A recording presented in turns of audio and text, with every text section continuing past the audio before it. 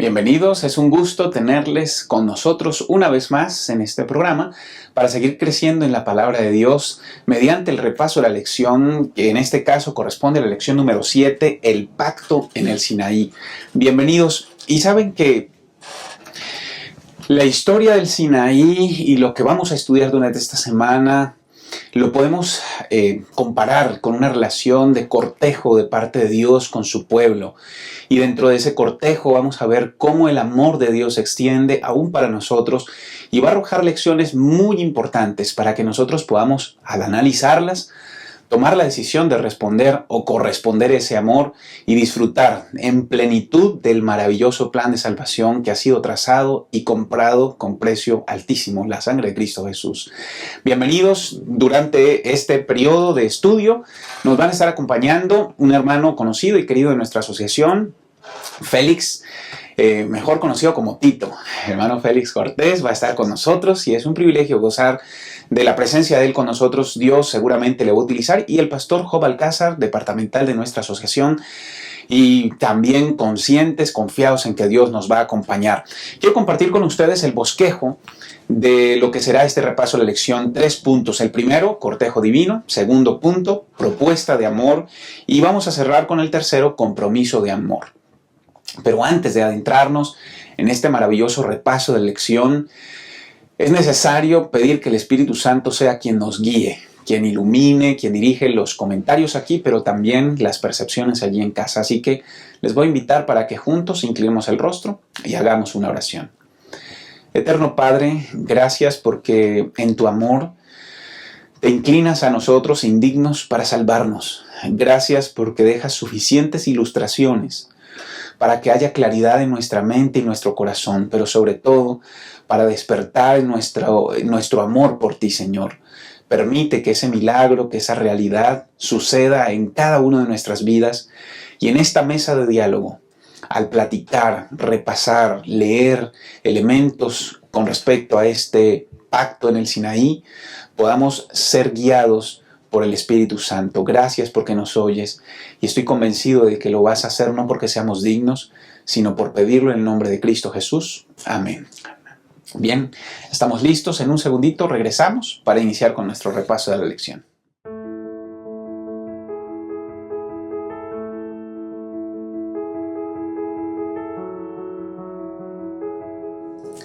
Bien, ya estamos listos para iniciar, hemos orado y bueno, pues como les mencionaba en nuestra mesa de diálogo, 2 invitados especiales, Félix Cortés, el hermano Tito de la iglesia Narvarte, y el pastor Job Alcázar. Y bueno, quiero empezar invitándole a usted allí en casa que hable de las Sagradas Escrituras en el Salmo 103. Y allí del Salmo 103, el versículo 13 dice: como el Padre se compadece de los hijos, se compadece Jehová de los que le temen. Es más, sigue mencionando de ese amor, de esa misericordia, de esa compasión, y en el versículo 17 dice: mas la misericordia de Jehová es desde la eternidad y hasta la eternidad. Y entonces pone un panorama adecuado para entender que realmente nunca han existido dispensaciones distintas, es decir, una dispensación de la ley y que ahora estemos bajo la gracia, sino que desde el mismo inicio del plan de salvación, del pacto de Dios con el ser humano, y a través del estudio de este pacto en el Sinaí, nos vamos a dar cuenta que es siempre la gracia de Dios, porque Él es inmanente, nunca cambia. Y entonces, Tito, pues llegamos a este punto de la lección para iniciar, donde vemos el cortejo divino. Así hemos decidido llamarle, porque Dios utiliza formas, técnicas, figuras, con ese propósito particular. Y pues me gustaría que nos introdujeras en esa parte. ¿Qué figuras usa Dios? ¿Cuál es el propósito de esas figuras? ¿Y por qué son tan relevantes para el corazón del israelita? Gracias, pastor. Es interesante cómo Dios frecuentemente en la Biblia utiliza formas de manifestar su amor, ¿no? Desde los nombres que utiliza para mostrarse como Elohim, como Jehová Jireh, Jehová Nisi, ¿no? Nombres que utiliza para decirle: yo estoy aquí contigo, ¿no? Por muchas causas, muchas razones distintas, pareciera como que la tradición nos lleva a pensar a un Dios que está en el cielo, sentado en su trono, observándonos para ver en qué momento nos equivocamos para castigarnos, ¿no? Y entonces, como que si Dios disfrutara colocarnos en el escenario, enfrentados contra el pecado que es más fuerte con nosotros, y simplemente como un niño observa a las hormigas, viendo en qué momento se equivocan, para poder entonces regañarlas y castigarlas y ponerles castigos más severos de los que podremos nosotros soportar.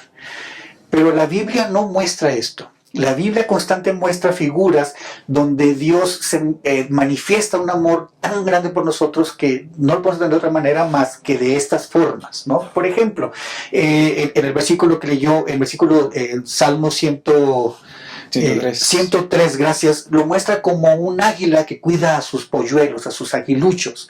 Un águila protectora que va guiando a su pueblo, que lo va cuidando, que lo saca con mano fuerte de Egipto a través de manifestaciones de poder impresionantes, diciendo: yo soy tu Dios, ¿no? Yo soy tu hermano mayor, yo soy el que te cuida, yo soy el que te protege. Si ellos no te quieren dejar, yo me encargo de sacarte a Israel y liberarte, porque yo soy el que te ama, ¿no? Y en esa figura Dios está cuidando, Dios está cortejando a Israel nuevamente, reconquistándolo para que entonces nuevamente sea su pueblo. En Deuteronomio 33:26, por ejemplo, cuando Moisés está a punto de morir, le dice a Israel: no hay nadie como tu Dios, le dice, quien cabalga sobre los cielos por tu rescate, sobre las nubes con su grandeza. Entonces vemos a un Dios que como si se desboca, ¿no?, para poder rescatar a su pueblo. También otra figura importante que Dios hizo fue el santuario. Dios pone el santuario en medio de Israel para decirle: yo estoy aquí contigo. ¿Te sentiste solo? ¿Te sentiste abandonado? No te preocupes. Ahora yo voy a vivir contigo. Yo voy a poner mi casa en tu casa. Y tu casa y mi casa van a ser la misma. Y a mí me gusta mucho ver también cómo es que Dios, cuando llega, cuando se presenta, cuando el ángel presenta a Jesús, le dice: Emanuel, ¿no?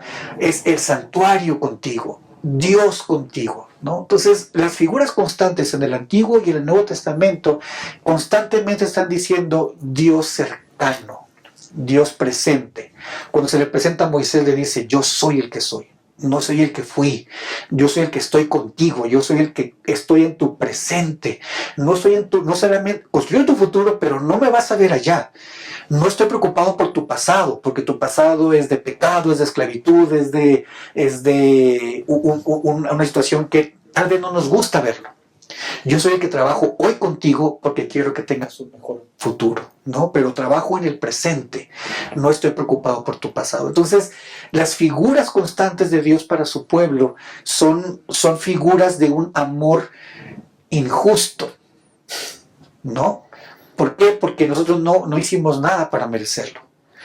Pero Dios, que no ejerce justicia en ese sentido, sino que manifiesta misericordia grande, viene por nosotros para decirnos: yo estoy aquí a tu lado. Y el mismo mensaje que le da a Israel es el mismo mensaje que nos da a nosotros: yo estoy contigo siempre. ¿Qué necesitas para poder salir y construir un mejor futuro para tu vida? Gracias, Tito. Fíjate que menciona ilustraciones muy bonitas, pero esas ilustraciones van acompañadas de acciones que corresponden a esas ilustraciones, es decir, los saca, los libera, y al medio de la liberación, que es tangible, palpable para ellos, les está recordando que los ama, y presenta ilustraciones que para ellos son conocidas, entienden.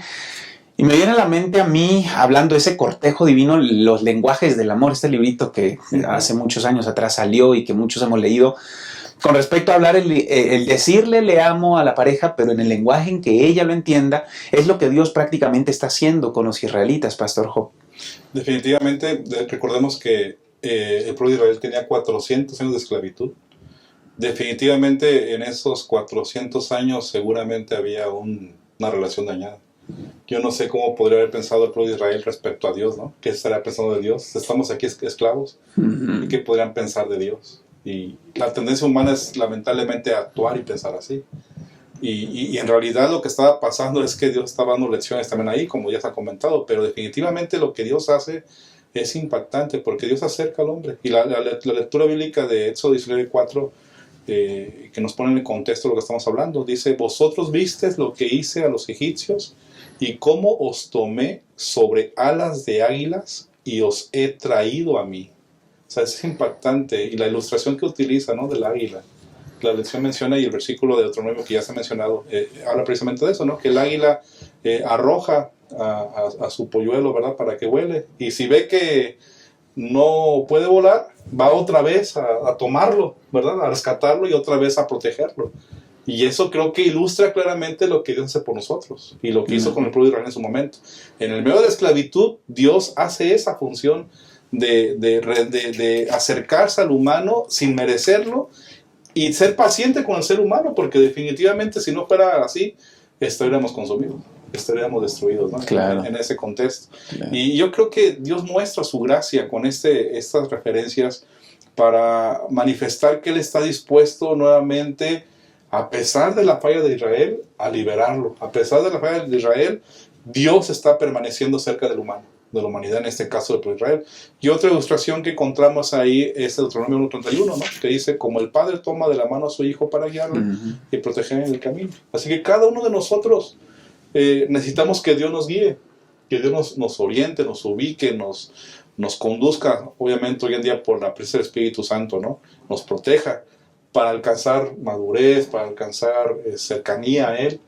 Y encontramos que ustedes y yo pues seguimos siendo igual de frágiles y que requerimos que Dios intervenga en nuestra vida.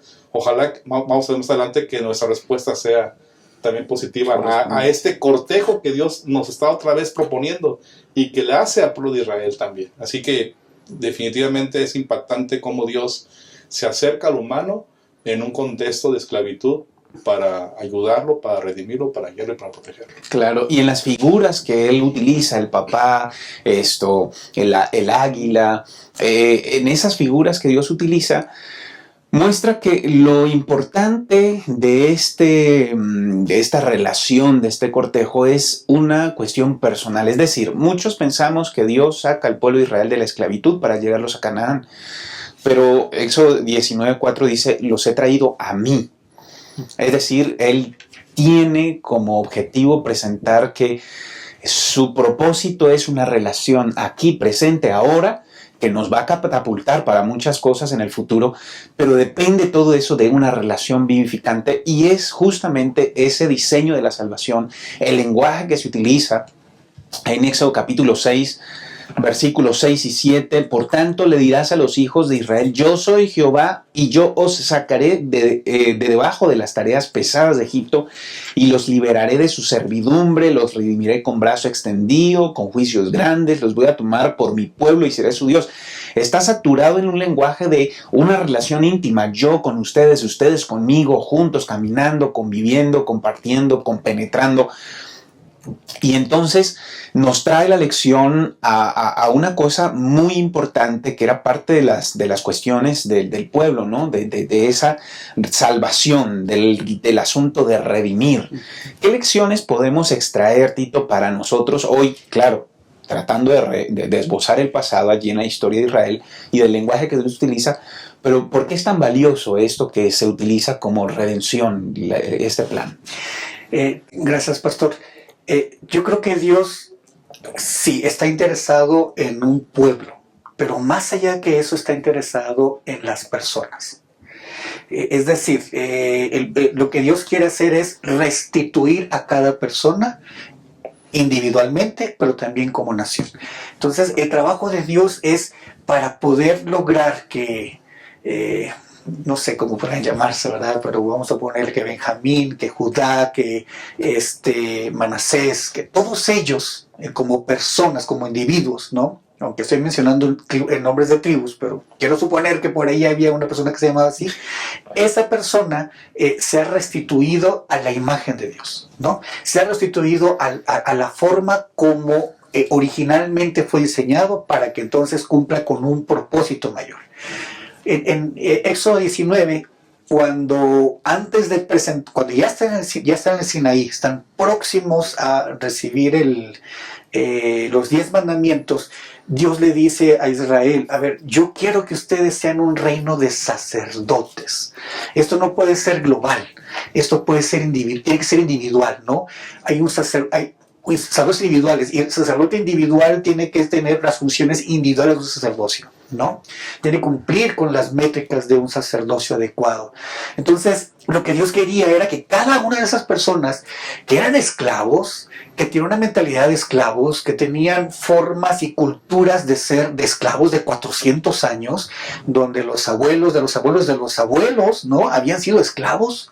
Entonces, ahora le está diciendo, mira, yo te voy a cambiar de esta forma de pensar de esclavitud, te voy a convertir en un reino, y ahora tú vas a ser un sacerdote que va a emitir juicios, que va a tener discernimiento, que va a ser conocedor de la ley, que va a ser conocedor de los preceptos que yo te estoy mandando, de una forma de pensar superior, ¿no?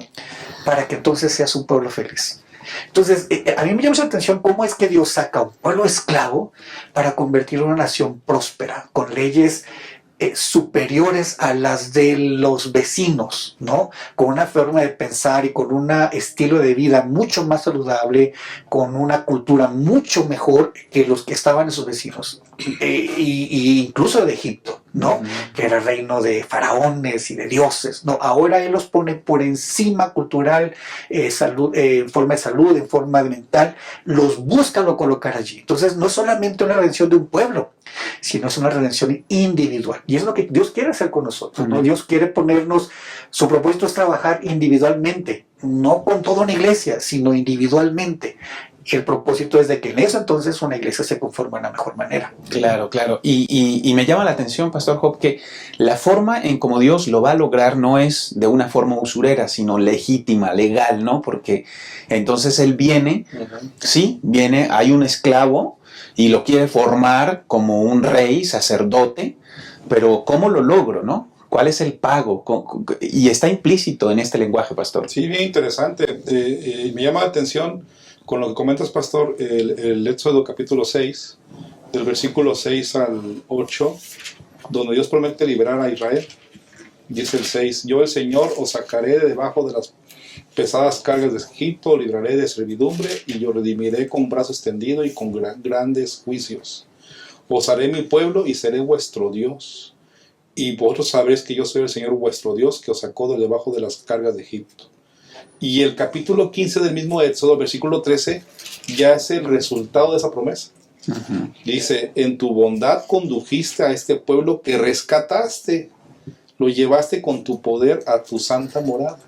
Aquí ya está el cumplimiento de la promesa que Dios hace. Y con lo que estamos comentando, debemos recordar que en el contexto del pensamiento semítico de aquella época, el Redentor era el pariente más cercano, el que podía recomprar las tierras, ¿no?, que había perdido la persona que estaba esclavizada, y que de esta manera él podía pagar las deudas, ¿verdad? Y eso era el privilegio del pariente más cercano. Y aquí se presenta la escena de que Dios es el pariente más cercano de la humanidad, ¿verdad?, que viene a ofrecer, a pagar, ¿verdad? Porque en la época de Israel, pues Dios también se presenta, se manifiesta, como ya sabemos cómo lo hizo, se manifiesta, y como ilustró también que después iba a descender el Hijo de Dios a este mundo, que es Cristo Jesús.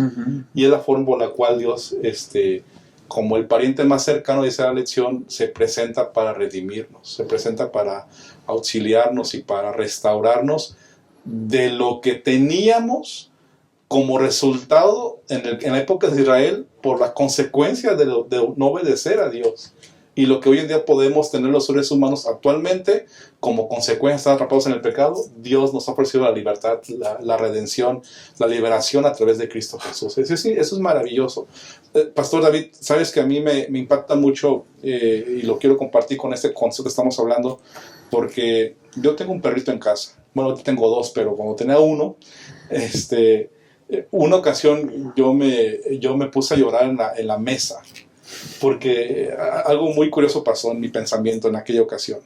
Recordé aquella escena cuando la mujer viuda se acerca a Jesús y le dice, socórreme.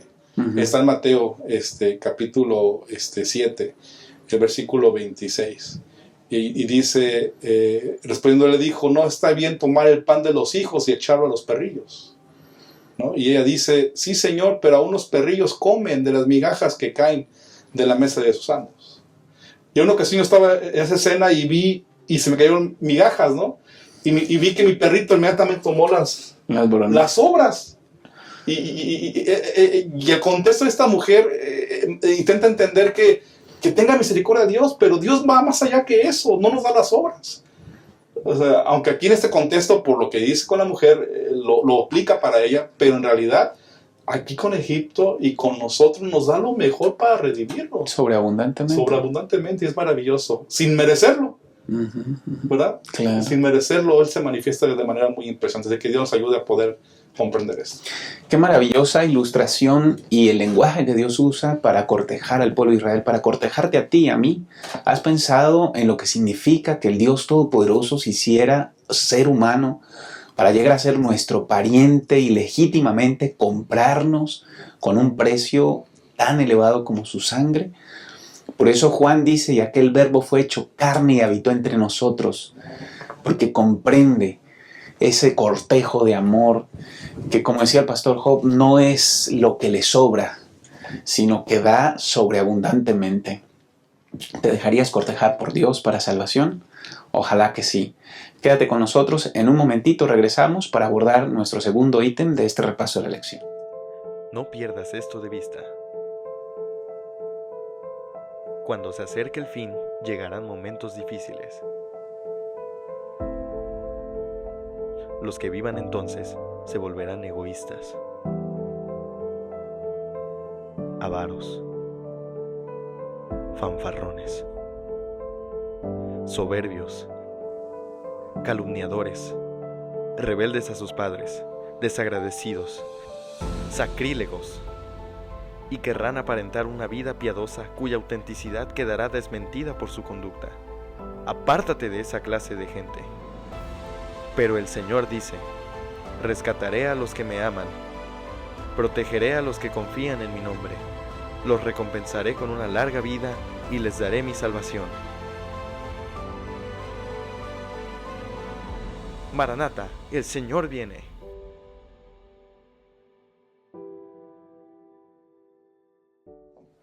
Continuamos y nos da mucho gusto que estemos juntos todavía para seguir creciendo en la palabra de Dios. Lección número 7, el pacto en el Sinaí. Y vamos con el ítem 2, que es la propuesta de amor. Mira, es que como una relación de cortejo, cuando el muchacho se acerca, corteja a la dama, le dice palabras bonitas, le regala cosas bonitas, siempre llega el momento en que se tiene que lanzar la propuesta. Tiene que lanzarse la propuesta, ¿no? Y entonces esa propuesta implica un compromiso de ambas partes.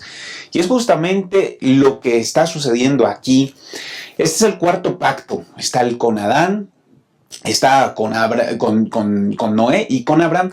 Se han hecho pactos anteriores, pero este cuarto pacto es sumamente importante porque en él, de forma más específica, nosotros los seres humanos, incluso en el 2021, podemos considerar ese proceso de amor que es el proceso de salvación. Todo inició con el amor, pero ahora Dios va a hacer propuestas. Y Tito, pues Félix, me gustaría mucho que tú nos introdujeras en esto. ¿Qué es lo que Dios hace y por qué es tan importante el contexto de este pacto, el número 4? Bueno, es que, de hecho, el pacto que Dios hace con nosotros está basado en el amor, porque es una propuesta de amor manifestando su carácter, ¿no? En 1 Juan 4:8 dice que si alguien quiere conocer a Dios, tiene que entender qué es el amor, ¿no? Si conoces a Dios, tienes que saber que Dios es amor, ¿no? Si no conoces a Dios es porque no entiendes el amor, ¿no? Y el carácter de Dios manifestado en la ley es una manifestación pura de amor. Entonces, por eso cuando Jesús vino a la tierra le preguntaron: Maestro, ¿cuál es el mandamiento más importante? Jesús, pues es que es el amor, ¿no? Manifestado en tu relación con Dios y manifestado en tu relación con el prójimo. ¿Quieres guardar los mandamientos? Ama a tu prójimo y ama a Dios sobre todas las cosas. Imagínense un edificio donde no haya robos, no haya chismes, no haya malos comentarios, donde los padres aman a los hijos y los hijos a los padres, donde uno puede dejar la casa abierta y no pasa nada, ¿no? Porque uno sabe que nadie va a atentar contra sus cosas. ¿no? Imagínense que si fuera toda una nación, que si fuera todo México, toda la colonia por lo menos, ¿no? O por lo menos donde vivimos los adventistas, ¿no? Entonces sería genial, sería un lugar ideal para vivir, para nosotros y para nuestros hijos. Es lo que Dios quería, formar una sociedad que tuviera una relación de amor tal, así como Dios la demuestra a sus hijos. Es así como se vive en el cielo. Entonces, cuando Dios le da la ley al pueblo de Israel, lo que le está diciendo es: así como vivimos en el cielo, yo quiero que tú tengas esto. Y yo quiero tener esa relación contigo porque quiero que seas próspero. Quiero que te vaya bien. Quiero que tus relaciones sociales, económicas, sean prósperas en todo sentido de la palabra. Entonces, la ley en sí es una propuesta de amor porque Dios es amor. Y lo que Dios espera a través de esta declaración es decirnos: quiero que te vaya bien en todos los aspectos de tu vida. Claro, claro, y es que llega el pueblo de Israel al Sinaí porque Dios lo ha librado, y entonces Dios hace una propuesta de pacto con él. La gente contesta a ese pacto, se preparan todos, y entonces en medio Dios proclama los 10 mandamientos como esa propuesta de amor. No quiero que seamos esposos, quiero casarme, quiero que andemos juntos. Pero en ese caminar pues hay aspectos relacionales que tienen como propósito justamente una vida mucho mejor. Y Pastor Job aquí entonces anexa otros elementos muy importantes Dios para que el pueblo de Israel pueda comprender cabalmente esta propuesta de amor. Sí, es muy interesante que la lección, bueno, primero pone la escena de cómo Dios conduce al pueblo, ¿no? Cómo usa un proceso, por así decirlo, para llevar al pueblo a la escena que Él quiere hacer, que es redimirlos, que es exaltarlos, que hacerlos un pueblo especial, lo que hemos mencionado ya. Dios dirige a su pueblo, lo lleva al Sinaí, escoge a un mediador que es Moisés. Dios desciende. Es impactante, ¿no? Que Dios se manifiesta en ese momento. Y la lección también nos menciona que ya cuando se entrega los mandamientos, los sacerdotes o los ancianos, del pueblo de Israel también lo ratifican, ¿verdad? Lo confirman. Dice Éxodo 24 eso precisamente, con la sangre del pacto. Ellos son los que manifiestan o rocían al pueblo la sangre del pacto para manifestar esa ratificación. Pero por si no se entendió el concepto, porque al final aquí lo que encierra es que Dios quiere decir: no tendrás Dios ajeno delante de mí. Dios quiere que el pueblo de Israel identifique que solamente Él es el único Dios verdadero. Así dice Éxodo 23, ¿verdad? Ustedes y yo conocemos ese concepto. Pero por si no comprendieron ello, ahora entonces Dios les pide que construyan un santuario para Él. Y dentro de ese santuario, a través del santuario y los ritos que Él les presenta al pueblo de Israel, Dios simboliza ahí las realidades celestiales, es decir, el plan de redención, es decir, lo que Él les está proponiendo, lo manifiesta para que ellos lo puedan realizar. Dios siempre ha sido tan bueno con nosotros que aquí también encontramos una escena de cómo Dios condesciende con la humanidad y habla su lenguaje, se adapta su lenguaje para decirles: es lo que quiero que hagamos, ese es el pacto, y a través del santuario, a través de los ritos, ustedes van a entender el plan que tengo para ustedes. Claro, no se trataba nada más de liberación física, sino de una relación que los condujera a una experiencia que se hiciera más fuerte y los catapultara al ideal divino. Y entonces, pues llegamos a esta parte en la que Dios con Israel ha sido coherente en todo el plan de la salvación con respecto a que yo te libero, pero le deja algo al ser humano en donde él pueda participar, donde él tenga un rango de acción. Y ese rango de acción todavía sigue siendo para nosotros algo importante a considerar, ¿no?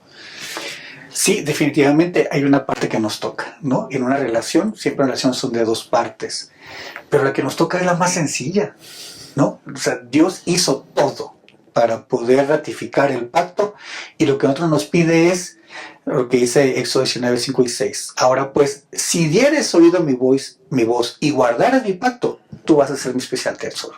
O sea, lo que Dios nos está pidiendo es: escucha mi voz. ¿Dónde puedo encontrar la voz de Dios? es en la palabra de Dios, ¿no? Y guardar mi pacto. La única manera en que yo puedo guardar el pacto es tener una relación con Dios. Si yo no tengo una relación con Dios, no puedo guardar el pacto. Si yo no tengo relación con Dios, yo no puedo amarlo. Y si el amor de Dios no está conmigo, no puedo amar a mi prójimo. Si yo amo a mi prójimo, es difícil que yo le robe, es difícil que yo le mienta, es difícil que yo lo engañe, es difícil que yo lo afecte, ¿verdad? Entonces, si yo recibo el amor de Dios y lo transmito a mis hermanos, entonces voy a guardar el pacto con Dios. Entonces, lo que nos toca es mucho más sencillo. Y es más, todavía, Dios se encarga de enseñarnos, de guiarnos, de ayudarnos para que su ley, entonces ahora esté en nuestro corazón y de nosotros salga la intención de guardarla. Claro. Ese es un proceso complicado, que yo creo que lo vamos a ver más adelante. Claro, claro. Éxodo 19:5 menciona allí: ahora pues, si das oído a mi voz y guardas mi pacto, seréis mi especial tesoro, y me serán un reino de sacerdote y gente santa. Como lo has dicho, Tito, Dios nos deja una parte que hacer, y me llama la atención cómo la lección recalca, Pastor Job, que incluso en el proceso de liberación el ser humano tiene que participar, ¿no? O sea, ¿qué tuvieron que hacer los israelitas? Pintar de sangre el dintel de la puerta. Si ellos no hubieran pintado, pues sencillamente hubieran quedado excluidos de la salvación, de la liberación, ¿no? Y entonces aquí viene la parte en la que nosotros hoy debemos comprender que aún así la inmanencia de Dios es congruente y nos dice: yo te extiendo, yo quiero bendecirte, pero hay una parte que el ser humano debe hacer y debemos entender por qué y qué propósito tiene el obedecer, ¿no? Sí, es una correspondencia nuestra para lo que Dios ha propuesto, el obedecer. Así ¿no? es. Es lo que vamos a ver en la parte última, pero quiero llamar aquí la atención de esto que estamos hablando precisamente, lo que dice la lección en un párrafo que está aquí a mitad del día y el miércoles, que dice: no ganamos la salvación por nuestra obediencia, porque la salvación es el don gratuito de Dios para ser recibido por fe, pero la obediencia es el fruto de la fe. Y qué importante es encontrar ese equilibrio correcto, ¿verdad? Porque muchas veces equivocadamente pensamos que nuestras buenas acciones o nuestro buen comportamiento son meritorios para obtener la salvación, y es claro que no. Es la gracia del Señor Jesús la que nos da la salvación.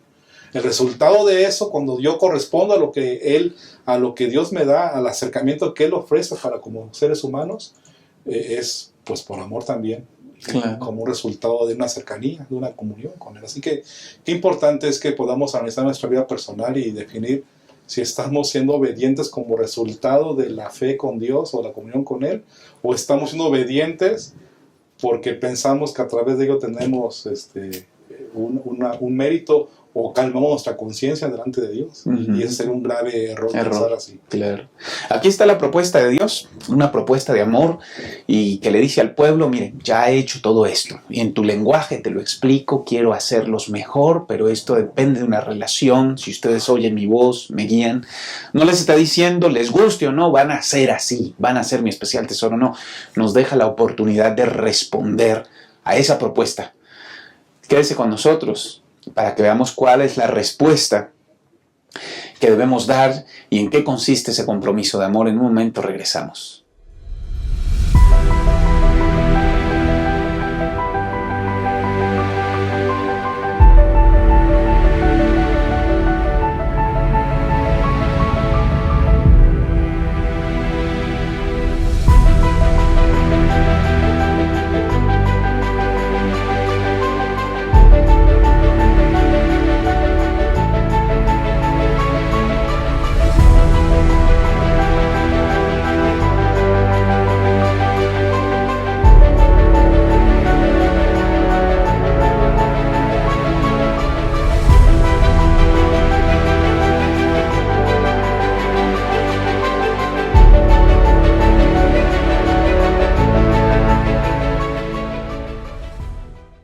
Gracias por habernos acompañado hasta aquí. Estamos llegando a la tercera y última sección de este repaso de la lección número 7, el pacto en el Sinaí. Y entonces, al ver ya el cortejo divino, ver la propuesta que Dios hace, esa propuesta de amor, pues los resultados esperan sea un compromiso de amor. Y a primera vista, si usted me acompaña a Éxodo capítulo 19, el versículo 8, después de que Dios corteja a ese pueblo y les propone ese pacto matrimonial, todo el pueblo respondió a una diciendo: haremos todo lo que Jehová ha dicho. Todo el pueblo. Y podríamos decir, bueno, y vivieron felices para siempre, pero lamentablemente las cosas no funcionan porque Satanás trata de tergiversar, y lo sigue haciendo hoy con nosotros, y es muy importante esta última parte de la lección para que podamos meditarlo en nuestro corazón con respecto a este compromiso de amor que Dios esperaba, lo que el pueblo respondió, pero lo que vendría después, producto de malinterpretar algunas cosas. Y bueno, Tito, pues quisiera que nos ayudaras a cerrar esta parte. Sí, hay fe que pone el planteamiento inicial para que eso nos lleve a acciones, pero hay riesgos que el pueblo de Israel va a enfrentar, y lamentablemente la historia nos deja ver que pues no supieron sortearlo. Es que como en toda relación humana, y especialmente con la divina, las buenas intenciones no bastan, ¿verdad? Y en un matrimonio, cuando las cosas se hacen por obligación, las cosas no funcionan. Tienen que hacerse por amor. Y cuando Jesús vino, y después de años de tradiciones, y llega con el pueblo de Israel, en Mateo 5, cuando da el sermón del monte, les dice: a ver, lo que yo les quise decir es mucho más amplio de lo que ustedes consideran, ¿no? O sea, la única forma de lograr eso es cambiar el switch de la mente, ¿no? Por ejemplo, Jesús le dice: a ver, si tú le dices a tu prójimo, tú le dices a tu hermano, le dices tonto, necio, eres culpable de asesinato. Si tú miras a una mujer, ¿no? O una mujer mira a un hombre con deseos, pues ya estás cometiendo adulterio. Y pone la norma todavía mucho más alta de lo que los judíos estaban diciendo. Y yo creo que es práctico al final de cuentas, ¿no? Si en el matrimonio yo estoy casado con mi esposa y yo veo a otra mujer, pero no hago nada, en el corazón estoy fallando, ¿no? Esa es la esencia. La esencia del pacto es una relación de amor. Entonces aquí lo que Dios les pone a Israel, decirle es: ok, yo te voy a enseñar cómo lo vas a hacer, ¿no? Yo te voy a explicar. Y Jesús viene, pero además de que viene, la promesa que pone en Hebreos 8, 10 al 12, le dice: ¿sabes qué? Yo voy a trabajar contigo para que mis leyes estén en tu corazón, para que mis leyes estén en tu mente. Y no es de que ya no es que la memorices, sino que en tu mente va a estar el deseo de obrar las cosas. Entonces el proceso de relación con Dios, este vínculo que viene Dios a trabajar con nosotros, es un proceso de transformación, de redención, de cambios. ¿Por qué Dios busca hacerlo? Porque Él quiere que nosotros seamos felices, que tengamos relaciones saludables. Cuando infringimos la ley, cuando cometemos pecado, lo que hacemos es rompemos relaciones. Rompemos relaciones con Dios o relación con el prójimo. Bueno, lo que Dios quiere hacer a través de la ley es que nosotros tengamos relaciones saludables, plenas, completas, y por lo tanto seamos felices y completos físicamente, espiritualmente hablando. Por eso es que Dios hace tanto énfasis: yo quiero vivir contigo y te voy a ayudar a cambiar. Cuando logramos hacer este cambio, entonces nos convertimos en primera instancia guardadores de la ley y por lo tanto ciudadanos del cielo. No podemos ser ciudadanos del cielo si no sabemos guardar la ley, porque la esencia de la relación con Dios aquí en la tierra es la misma esencia de la relación con Dios en el cielo. No podemos vivir en el cielo deseando a la mujer del prójimo. No podemos vivir en el cielo deseando el bien del prójimo. No podremos vivir en el cielo creyéndonos más que el prójimo. No, eso no funciona en el cielo. La ley del cielo es el mayor sirve el menor, ¿no? Y si la ley de Dios no está en mi mente, en mi corazón, entonces no estoy apto para poder disfrutar de una vida celestial, ¿no? Entonces, el pacto de Dios en la tierra es para que nosotros podamos ser felices aquí en la tierra. Podemos empezar a disfrutar lo que Dios nos tiene preparado en el cielo aquí en la tierra. Relaciones sanas, relaciones plenas, relaciones felices. Y entonces, una vez que estamos listos, esa relación con Dios, cuando lleguemos al cielo, para nosotros será el deleite, porque entonces ya no tendremos un enemigo que nos está impulsando a equivocarnos, impulsando a engañarnos, a hacer cosas que nos van a destruir de una manera no solamente espiritual, sino también física, mental, emocional, socialmente, ¿no? Claro. Entonces, el propósito del compromiso de Dios con nosotros es: yo te enseño, yo te guío, yo te llevo como un padre lleva a un hijo, como un esposo lleva a una esposa, o una esposa lleva a un esposo, para que tengamos una relación de amor. Y lo que tú quieras hacer, ¿no? Guardar el sábado, guardar todas estas partes de que viene la ley, sea por amor, no por compromiso. Claro, claro. Lamentablemente el pueblo hebreo creía que su obediencia llegaba a ser el medio de la salvación y no el resultado de ella. Y por eso el título Promesas, promesas, ¿no? Quedó allí como... Y el riesgo que nosotros corremos hoy, Pastor Job. Definitivamente el recordar que el pacto de Sinaí fue... pues como una explicación de instrucciones que Dios dio al pueblo de Israel, y aparentemente leemos aquí en la lección que menciona el texto bíblico de Éxodo 24, donde ellos responden positivamente, ¿no?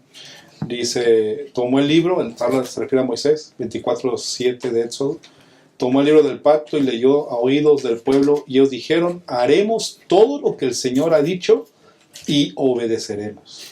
La respuesta se escucha convincente y positiva, pero lamentablemente, a pesar de las buenas intenciones del pueblo de obedecer, pues no obedecieron. Es decir, ¿por qué no obedecieron? Pues porque en realidad lo que estaba pasando es que ellos empezaron a obedecer para obtener méritos. Es decir, olvidaron que la gracia de Dios también estaba presente ahí, y que entonces a través de sus acciones o de cumplir los rituales que Dios les indicó, era suficiente o era lo único para poder obtener salvación. Y la lección nos dice claramente que pues no es así. Isaías 64 lo menciona la lección, que dice versículo 6: todos somos como suciedad, todos nuestros actos de justicia como trapo inmundo, todos caímos como hojas secas y nuestras maldades nos arrastraron como el viento. Lamentablemente el pueblo de Dios en aquella época se equivocaron al poner las acciones como el obedecer como un mérito propio de salvación, olvidando lo que comentabas precisamente, que el elemento realmente era por la gracia y la fe, que implica comunión, que implica cercanía. Y lamentablemente muchas veces podemos caer en el mismo error hoy en día también, de pensar que enfatizar que el portarnos bien es lo mejor sin tener una comunión con Dios, cuando en realidad el portarnos bien o obedecer a Dios es el resultado de una comunión, de una cercanía con nuestro Dios. Y es lo que creo que aquí encontramos como una falla en el contexto de la lección de esta semana. Y lo que dice Filipenses 2:13, ¿no? Tanto el querer como el hacer para que se cumpla su buena voluntad procede de nuestro Dios. Y me llama mucho la atención una frase que está en la lección, que quiero mencionarla literalmente. Dice: esta gracia que se ofrece gratuitamente produce un cambio de corazón que conduce a la obediencia. Así que Dios nos ayuda a ser obedientes y fieles al Señor como resultado de una comunión permanente con Él y reconociendo su gracia en nuestras vidas. Amén. El problema no era su intento por obedecer, sino la clase de obediencia que ellos ofrecían. Y bueno, pues el tiempo se nos ha acabado, hemos terminado este repaso de la lección, pero quisiera que, Félix, nos dejaras algo muy allí grabado en el corazón. Si alguien de pronto estuvo muy distraído en este repaso, por lo menos esta parte se lleve todo. Creo que, Salmo 19:7, déjenme rápidamente leerlo, dice: la ley de Jehová es perfecta, convierte el alma, el testimonio de Jehová es fiel, hace sabio sencillo, los mandamientos de Jehová son rectos, alegran el corazón. El precepto de Jehová es puro, alumbra los ojos. El temor de Jehová es limpio, permanece para siempre. Los juicios de Jehová son verdad, todos justos, deseables más que el oro, más que mucho oro refinado, y dulces más que la miel, la que destila el panal. Tu siervo es además amonestado con ellos. En guardarlos hay gran recompensa. Amén. El propósito de la ley es que nosotros seamos felices. El propósito de la ley es que nosotros podamos convertirnos en ciudadanos del cielo. Y la única manera de poder llegar a esto es precisamente como dice Juan 15. Dios es la vid, Jesús es la vid, nosotros somos los pámpanos y el Padre es quien provee todos los elementos. Si nosotros estamos pegados a la vid, es la única manera como nosotros podremos dar fruto.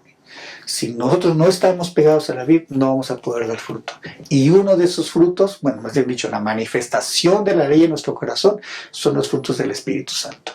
Entonces, Dios hace todo por nosotros. Dios murió por nosotros, Dios nos enseñó el camino, nos capacitó, nos sigue capacitando, nos promete ponernos un nuevo corazón, nos guía en el camino para poder convertirnos al cielo y nos da la promesa de que nos tiene un lugar reservado para nosotros ya, ¿no? Con el nombre, nuestro nombre en el cielo. Entonces, ¿qué más podemos pedir? Lo que dice Éxodo 19 es, hay que escuchar la voz y hay que guardar el pacto, ¿no? Hay que leer la Biblia, hay que consagrarnos a Dios cada día, guardar el pacto, y entonces todo lo demás Dios lo hará por añadidura. Amén, amén. Muchas gracias, Pastor Job. Bueno, quiero leer una gema del Ángel de Juárez, del Camino a Cristo, en la página 62, una parte, dice, puesto que somos pecadores y malos, no podemos obedecer perfectamente una ley santa. No tenemos justicia propia con que cumplir lo que la ley de Dios exige. Pero Cristo nos preparó una vida de escape. ¿Cuál es esa vida de escape? Murió por nosotros. Y ahora nos ofrece quitar nuestros pecados y vestirnos de su justicia. Así que la clave está aquí. Si os entregáis a Él y le aceptáis como vuestro Salvador, por pecaminosa que haya sido tu vida, nuestra vida, mi vida, seréis contados entre los justos por consideración hacia Él. Y esta parte me llama mucho la atención. El carácter de Cristo reemplaza el vuestro. Y sois aceptados por Dios como si no hubierais pecado. Así que la clave de este asunto es aceptar el cortejo de Dios, aceptar su perdón y reconocernos y ponernos en sus manos, para que Él nos declare justos. No es lo mismo decir que cuando aceptamos a Jesús nos hacemos justos, no, Él nos declara justos. Siendo pecadores, nos declara justos. Y eso es la gracia infinita del Señor y el equilibrio correcto que hay que encontrar entre obedecer a Él como resultado de aceptarle como nuestro Redentor. Así que nos ayuda, hermanos, y Pastor y Tito, a poder permanecer en ese pensamiento y rendirnos al Señor Jesús, que en Él podemos encontrar la certeza de la salvación. Amén, amén.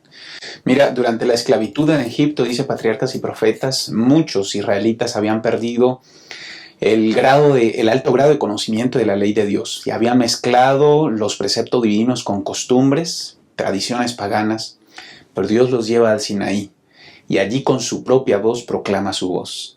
Y aunque Israel respondió afirmativamente, careció de una verdadera fe motivada por el amor. Hoy la pregunta es, tú y yo, frente al cortejo divino, frente a esta propuesta de amor, ¿cómo vamos a responder? ¿Tratando de alcanzar salvación por obras? ¿O tratando de cubrirnos con una gracia barata? Ojalá que Dios nos enamore, nos cautive y nos lleve a ese compromiso de amor que se diga de nosotros cuando Cristo venga y vivieron felices para siempre. Que Dios les bendiga y muchas gracias por haber estado con nosotros en este repaso de la lección. Los esperamos en una próxima para que juntos sigamos creciendo en su palabra.